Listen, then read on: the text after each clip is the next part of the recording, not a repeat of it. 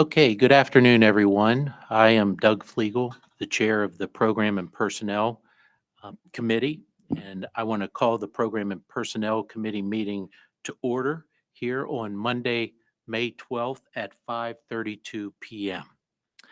Will you join me and please stand for the Pledge of Allegiance? I pledge allegiance to the flag of the United States of America and to the republic for which it stands, one nation, under God, indivisible, with liberty and justice for all. Thank you. I'm going to now review the agenda items for discussion at this afternoon's meeting. The first one is employment of employees. Then we will discuss the intergovernmental agreement for hearing itinerant District 120, intergovernmental agreement for physical therapist District 70 and District 120, agreement with Rise Aquatics Club, educational tour requests, and consolidated district plan for fiscal year 2025-2026. Our next item on the agenda is an invitation for public comment. And thank you. I want to remind our attendees that we will accept public comment related to current agenda topics or other items, and you'll be limited to 3 minutes. You may not secede to another individual. Anyone wishing to speak, we have the sign-up sheet provided here, and we will listen but not respond. You are asked to come forward to the podium to provide your comments in order of the names listed on the sign-up sheet. And I have 2 individuals here. And the first individual I would like to invite to the podium, and that is Mr. Nate Blackman. Nate? Good afternoon. I'll keep my remarks brief. First of all, I was wanting to speak on behalf of the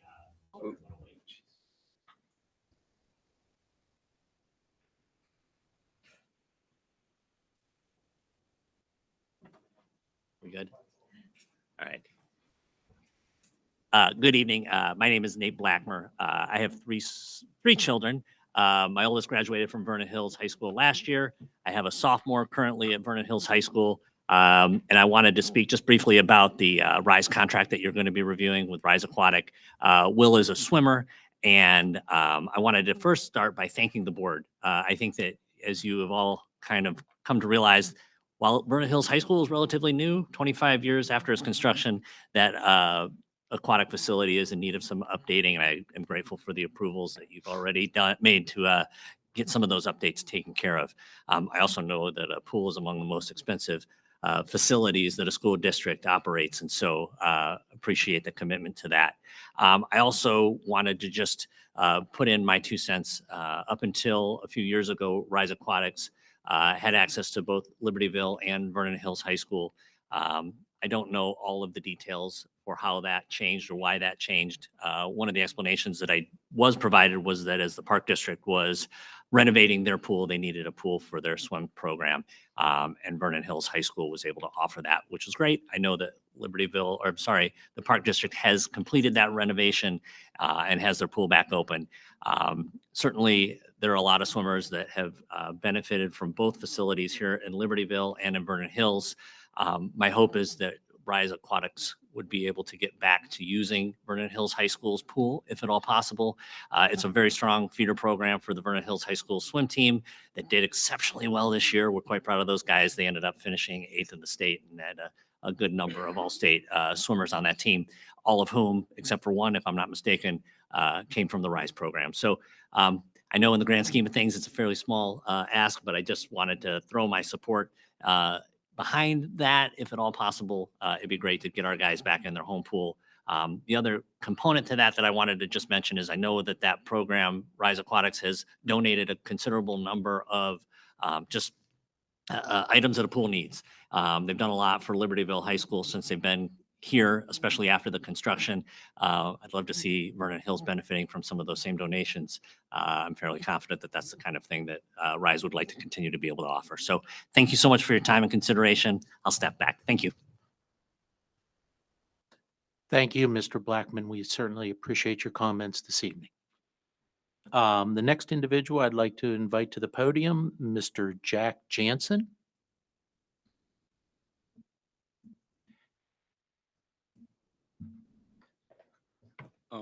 Hello, my name is Jack Jansen. I'm a freshman at swimmer for VHHS. I want to start off by thanking all of you for this opportunity to speak here, and thanking you for everything you do for the students in District 128. I wanted to say a few words about the RISE Aquatics contract for use of District 128 facilities. So I started in RISE, which used to be known as CATS, in 2018. At the time, we'd been practicing in Vernon Hills and Libertyville until 2021. That fall, RISE was limited to LHS only. Many of my teammates and I had been hoping we'd go back to the original arrangement to swim in both pools. And yes, it would be a great benefit for RISE. I want to talk about the way it affects our high school program. So as you probably know, the VHHS swim team has had a great couple of years, winning conference for the first time last year and again this year. We train hard, but we also lack the support that our counterparts at LHS benefit from. Without a RISE partnership at VHHS, we struggle with aging and failing equipment. Just this last fall, RISE Aquatics purchased a completely new Colorado timing system for LHS. And at VHHS, our old timing system is regularly failing during home meets. Secondly, I want to address the fact that less and less trained swimmers have been coming in recent years. There can be many reasons for this, but the fact that RISE has had to turn away over 100 swimmers in the past few years due to a lack of space seems to be a pretty big reason. Both schools' aquatic programs will suffer from this because without trained athletes coming in, girls and boys swimming cannot achieve at the highest level. Lastly, I would like to mention that the Park District already has a brand new pool at Lakeview Fitness Center, which is perfect for the size club they are. RISE is a much bigger program, but it also provides a supportive partnership for D128 swimmers. I think we need that partnership back at Vernon Hills High School. Thank you for this opportunity to speak. Thank you, Mr. Jansen, for your comments. We certainly appreciate those this evening as well. Those two names are the only that we have on the list. So at this time, I would like to conclude the public comment segment and move forward into our agenda. Our next item on the agenda for discussion, the first subheading is employment of employees, and these are employment items that occurred since last month. Does anyone on the board have any questions?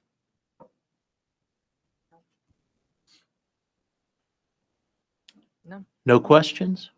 Okay. Do we take a vote, Carol, or no vote? Okay, discussion item. Okay, then we will move forward with the intergovernmental agreement for hearing itinerant District 120, a state agenda item. And Brian, would you be kind enough to provide some additional information on this topic? Absolutely. So we, District 128 and District 120 last year came into an agreement, intergovernmental agreement with each other to share services on a hearing itinerant. It was a one-year agreement due to determining the needs for each school. So it'll be an agreement that we will bring each year. And so we are bringing this agreement for next year. So this year, the agreement was that District 120 was at 60% and we were at 40%. And next school year, due to the needs of our students, it'll be 50%, 50%. So both schools are agreeable to this, and it worked very well this year. So bringing that, and that'll go as an action item at the board meeting. Any questions or comments for Brian? Okay, no further discussion there. We will move forward with the intergovernmental agreement for physical therapists, District 70 and District 120, state agenda item. And again, I'm going to ask Brian to provide information on this matter. This is same agreement as we have this year with District 70 and District 120 for our physical therapists, and it'll be the same amount for our students for next year. And again, it was a one-year agreement for intergovernment agreement for this year. It'll be a 1 year for next year. Any questions or comments regarding this matter? If not, we will move ahead to the agreement with Rise Aquatics Club. This is a state agenda item, and Brian will provide information on this as well. So we do have a history of working with Rise Aquatics for pool space. And this agreement is a yearly agreement. And you could see that we have the cost, annual usage fee for the pool, meet event fee. So when they run meets at our pool. And again, Rise Aquatics is really based out of Libertyville High School now. The change over the years was that Vernon Hills Park District and the Turtle program has expanded into providing elite level or teams for high school level. And we work with Vernon Hills Park District on sharing some of our spaces. So we use some of their spaces for tennis, for cross country. We use the Sullivan Center for Special Olympics. So District 128 has a intergovernmental agreement with Vernon Hills Park District to use some of their facilities. They also have then use of some of our facilities for some of their community education programs, which also include their Turtles program. So as you can see from the agreement, it lays out all the specifics of time, of the use of the pool, mainly again at Libertyville High School. Okay. Any questions or comments that anyone wishes to offer regarding the agreement with Rise Aquatics Club? I have a question. Sure. So specifically regarding section D4 of the agreement, so section D item, or section 4 item D. Mm-hmm. My question is, why does the Vernon Hills Park District have priority over district sponsored and feeder programs? The priority list seems to favor the Vernon Hills Park District, which benefits only a portion of the D128 community rather than the entire D128 community. So one of the things that part of the reason is that the intergovernment agreement that we have with Vernon Hills Park District to be able to use some of their facilities for our high school programs, whether it's cross country and tennis and Sullivan Center, is that we do try to give them some priority for some of the classroom space for their community programs, and then also for their swimming programs. Some of our feeder programs, some of the feeder programs that we have are some of our basketball feeder programs, wrestling feeder here at Libertyville, basketball at both buildings. And so that's the way when we worked with both athletic departments that we felt we needed, and the administration at the time and the board, to prioritize the use of the park district prior to some of our feeder programs. Okay, do we know how many, because it did say in the agreement that the RISE program is designated as the feeder program. Mm-hmm. So is the Turtles program also designated a feeder program? Turtles program is part of the Vernon Hills Park District. Right, but not specifically a feeder program like RISE is. Well, we still consider it looking at as a feeder program because that's our students, that live in Vernon Hills that are in that program that hopefully then will come to Vernon Hills High School. Rise Aquatics is a combination of Libertyville and Vernon Hills students, But even then, their whole roster is not all Libertyville and Vernon Hills students. So there are students that are outside the district on the RISE program that are, in their program. All right. And then this is a question that you probably won't be able to answer right now, and that's fine. But do we know how many athletes that, move on to swim from Turtles versus Rise? See which is the, We probably don't have that exact data. We have asked for rosters. I know we just, John Woods recently asked for the update on the rosters of the number of swimmers that are in the RISE program that are District 128 swimmers. okay. And then this is just kind of a housekeeping question. Since this agreement pertains to first facility use, I'm just curious why this agreement is on the P&P agenda and not on the F&F. Because we look at more than just a facility use, but it's also programmatic use of, I think I oversee, both rental programs in our district and also athletics. And so when we look at programmatic, it's more just than just about the facilities that they're using, but it's also about setting up the programs to, help, with our high school athletics. Okay, program. thanks. So you feel comfortable with the responses on your questions, Wes? Is there anything else you would like? For example, the how many athletes for Turtle and Rise that administration may be able to come back with? Yeah, that'd be great. Brian, would you be kind enough to do that for us? Yeah, we can, I can work with John Woods and Brian McDonald on getting some more information. And again, that would be the breakdown of athletes coming out of the Turtles versus the Rise program. Anything else? Are there any other questions or comments regarding this topic? Okay, if not, we'll move ahead to educational tour requests. There are 2 education tours listed. And Tom, will you be kind enough to provide background information there?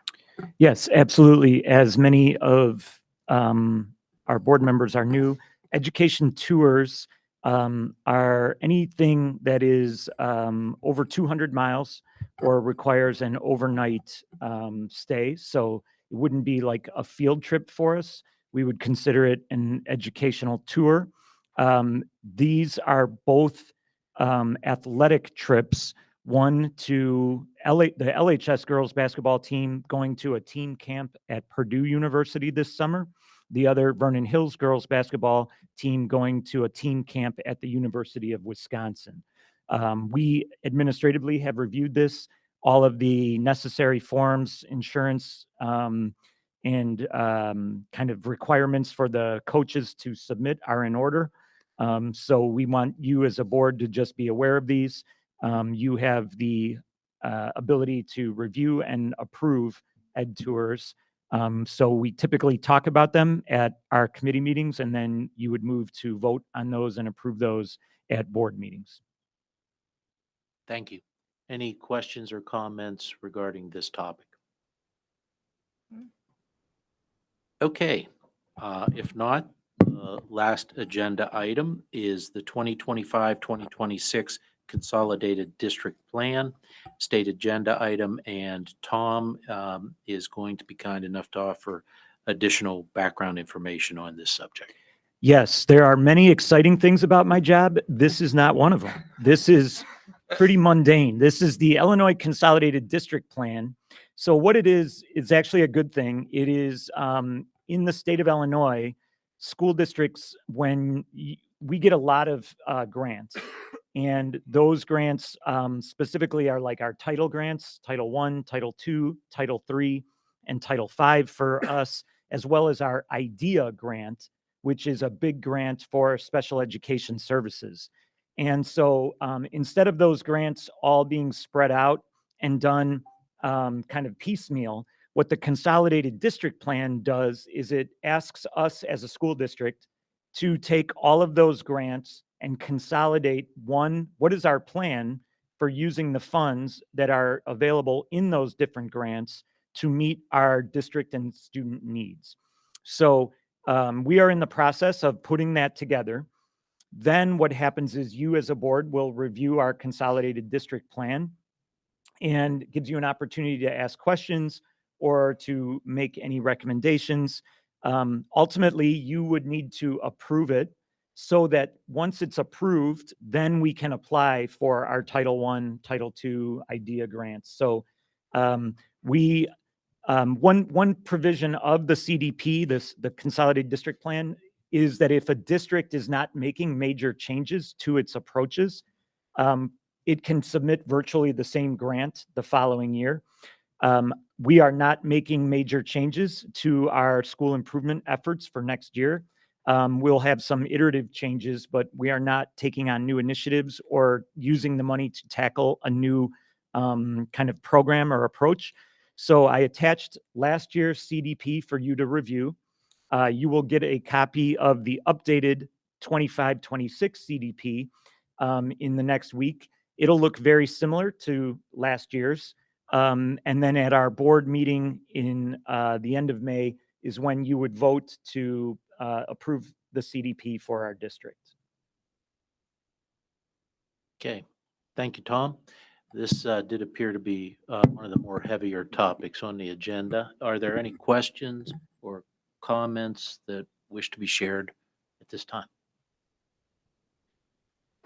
Okay, if not, that concludes the items that were listed on our agenda. Future agenda items, the items listed here will be on the May board agenda and next month's program and personnel committee agenda.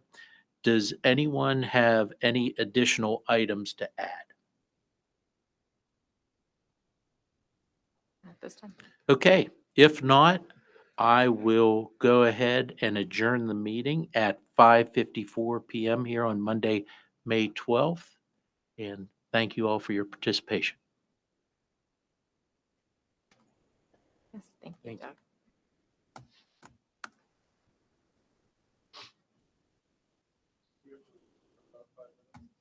No, it's listed at 5:45 as a start time, so we can roll.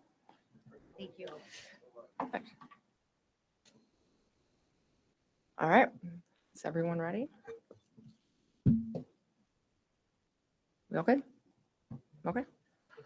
All right, good evening. I call the Facilities and Finance Committee meeting to order at 5:55 p.m. Going to begin with reviewing the agenda items. We will start with public comments, moving on for discussion. Items for discussion this evening are annual Lake County indemnification agreement, the resolution authorizing and directing the transfer of interest from working cash fund to the education fund, resolution authorizing transfer from education fund into the operation and maintenance fund, and the FY26 treasurer's bond. And then we will ask for future agenda items, and then we will adjourn. So, first things first.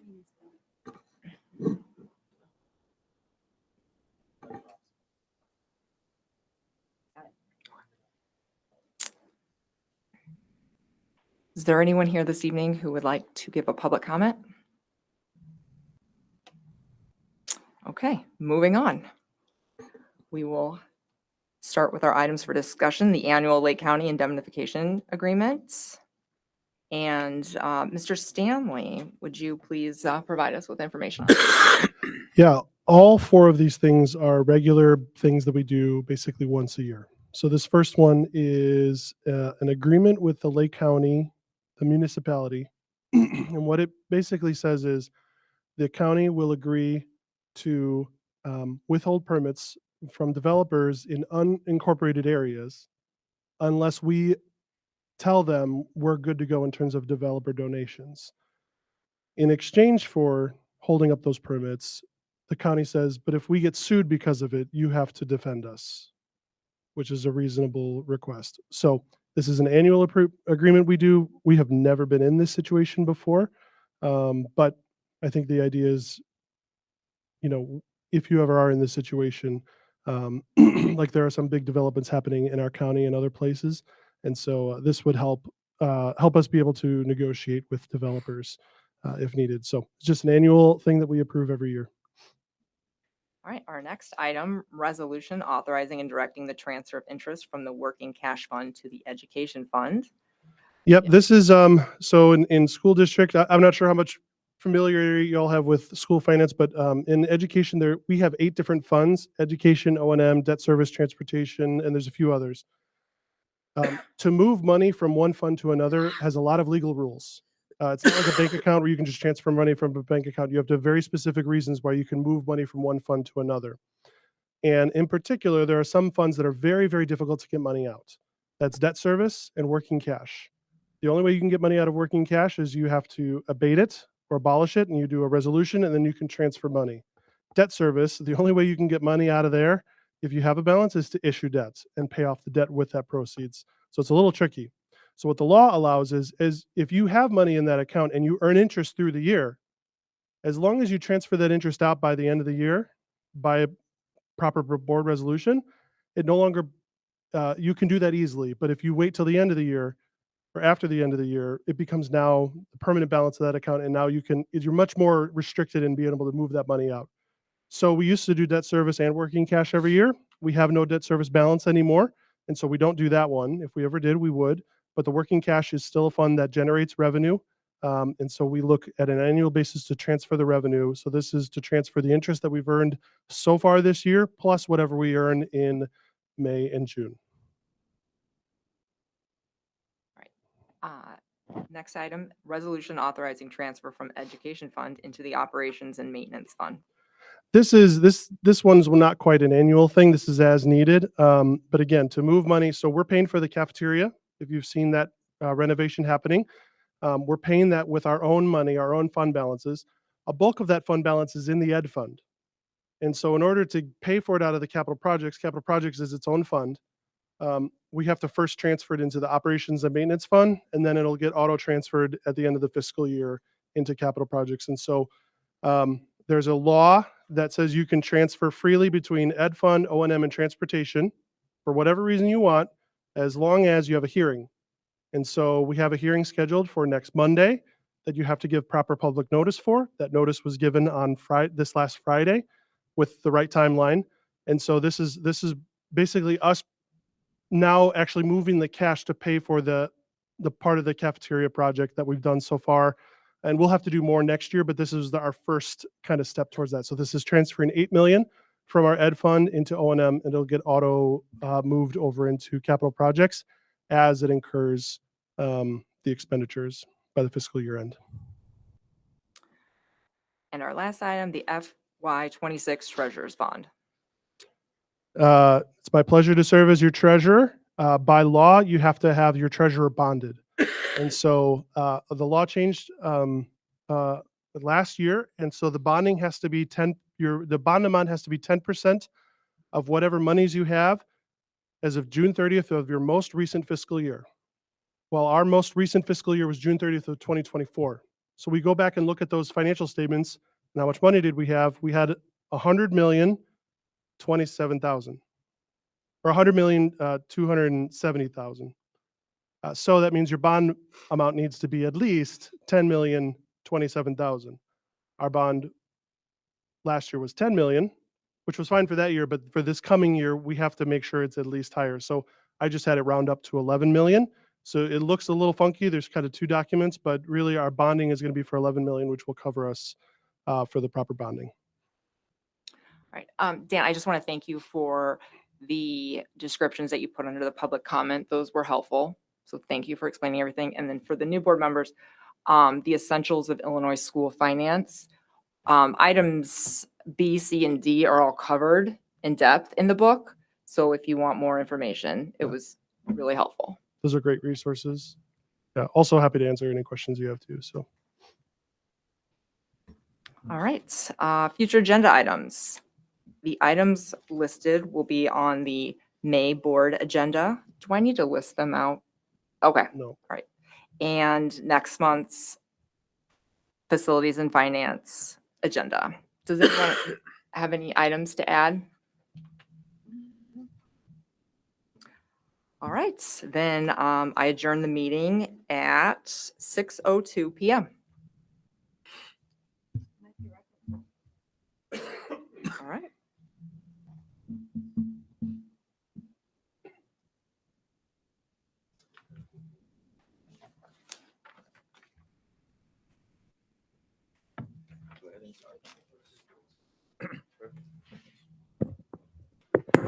So I call the special board meeting to order at 6:02 PM.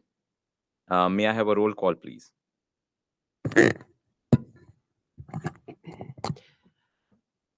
Nina Austin, Here. Jim Batson. Not here. Raul Deschmuk, Here. Doug Fliegel, Here. Lisa Hessel, Here.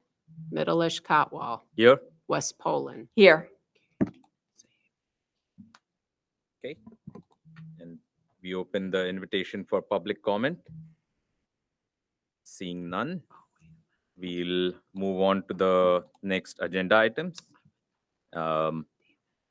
First on the list is for action is the agenda item for additional asbestos bid for the LHS cafeteria project. Can I have a motion and a second for this, please? Poland, so moved. Legal second. Wait, Okay. for what was this? For the project action. Any discussion? Wait, did, Do you want me to provide some info for you? can I add, just the motion, did you read the whole thing? I was, I did not actually. So sorry, yeah, sorry. Can I have a motion and a second to approve the additional asbestos work for the LHS cafeteria project to Nationwide Environmental and Demo LLC in the amount of 60,500? Poland, so moved. Legal second. Any questions? Did you provide? Did you want to? I'd like to just, for the record, hear the description. I know you've provided some information that's in the public content, but if you could just give just a brief summary, I'd appreciate it. Yeah. So with any project, there are going to be changes that happen based on unknown conditions or a variety of other things. Sometimes those changes can be handled under the bids that are there, but there is a state law that says any changes over 10% of a particular bid have to be rebid. And so as we went through the tour, was that last month, of the cafeteria, Mark noticed a few things. And as they were doing the demo, they discovered more asbestos work that had to be done. And so unfortunately, it was substantial. And so we had to bid out the additional work and put in another contingency in there to help any more that might come. Hopefully there isn't. If there's more, Mark might have a aneurysm in this project. So we bid it out. Mark, please don't. Yeah. And yeah, so that's what's going on with this. This is work that we absolutely have to do. We have to abate this before we can really move forward. Historically, have we had problems with asbestos, or is this the first project that we've encountered this significance? This building has a long history with asbestos abatement. And so we've been working over the many years to abate it as we can and as we get into the spaces. But there's still significant, I don't know if you want to add more Yeah, we to that. still have asbestos present in the building. As part of the asbestos program with the state, we have a 6-month inspection every 6 months. Our consultant comes around, checks all the building. We have books and books and books of, what originally was here, what's been taken care of, and what's left. So 6-month inspection checks, see if there's any damage or anything that happened. So that's every 6 months. And then every 3 years, we do have to do an annual report with the state. So, and every year we try to do some asbestos removal, and it's usually because of a project that we're doing. And one other follow-up question, given that history, do you find it concerning that the contractor came up short on their removal, or is this just circumstantial in your opinion? It's circumstantial for the conditions. We did not see the materials. So we had contingency in the original amount, and we used that contingency up. So so we were over our 10% that we could do a change order from an estimate we got. So then we rebid the work to get it done. So And we sorry, no, go ahead. And we added another contingency in just in case something else arises. And for instance, in the kitchen, plaster ceiling was up there and you couldn't see above it. And when we took it down, we assumed there'd be some pipe elbows. There actually was a whole duct that was full covered. The rest of it had been abated years ago out in the hallway, but we didn't know that it was above the ceiling in the kitchen. So, that was one thing that we came across. So, there's pipes and pipe chases that are in block walls, and you open up the wall and there it is. You can't see it. So, we As come with across many this. buildings that are this age and even Vernon Hills, having drawings that are exactly accurate don't exist. And so they have their best sense of what is behind the wall. And they'll do some testing, but until you knock that wall down, you don't really know what's behind there. And once it's there, you have to address it. So that's really what's happening with this one. It wasn't that there was known asbestos work and they didn't bid enough. It was more asbestos work was discovered than what was anticipated. Thank you.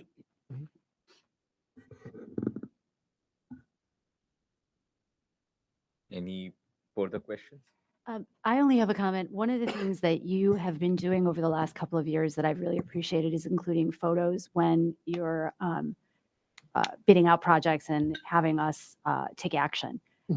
It is completely fine that there's no photos included in this particular item, but I would like to encourage you to continue to add photos of the areas that we're spending money on. I think it's helpful for us, especially for those of us that don't spend a lot of time in the building, so we can immediately picture the area of work. But I also think it's great for the public because they might not know the areas that we're discussing. So if you could just keep in mind in the future to continue to do that, I'd appreciate it. Okay, I will do that. And there hasn't been really anything because of the additional asbestos that we've encountered and then this, that we haven't done additional work since the walkthrough.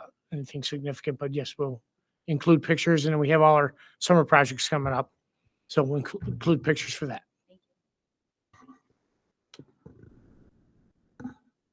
Are we all good? Yep. Can we have a vote, please? Sure.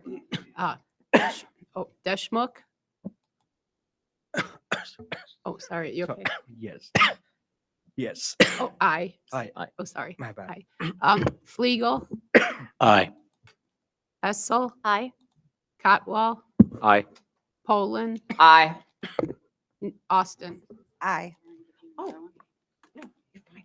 I don't need it. Oh, he's got water. Are you okay? I have this lingering cough that's why I'm not talking today.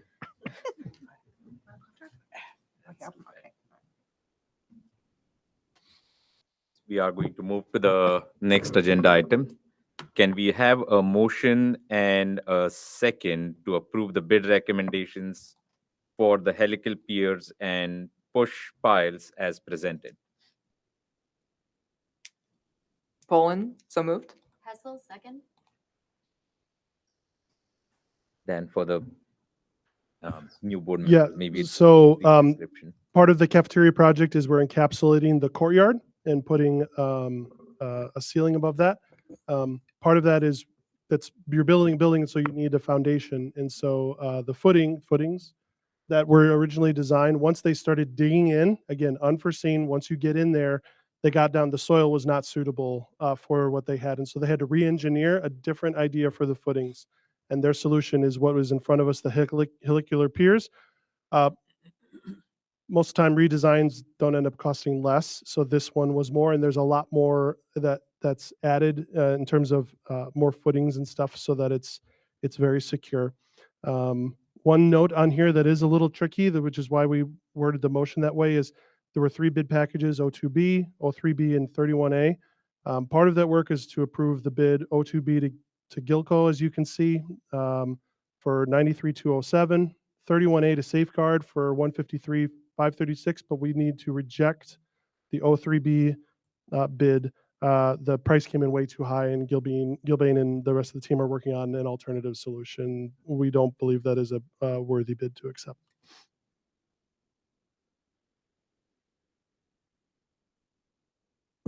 Any questions from Anyone?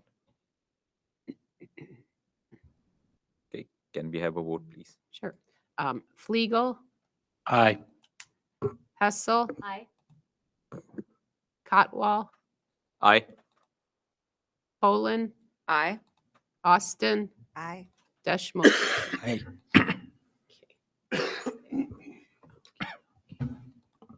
Okay.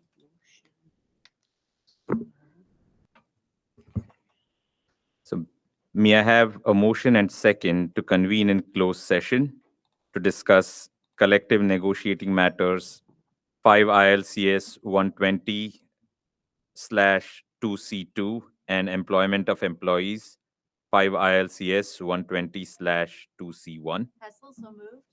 Poland, second. Roll call, please. Okay. Oops. Hessel, Aye. Cotwall, Aye. Poland, Aye. Austin, Aye. Deschmok, Aye. Fliegel. Aye. Okay. Okay. And so there will be no action taken following the closed session.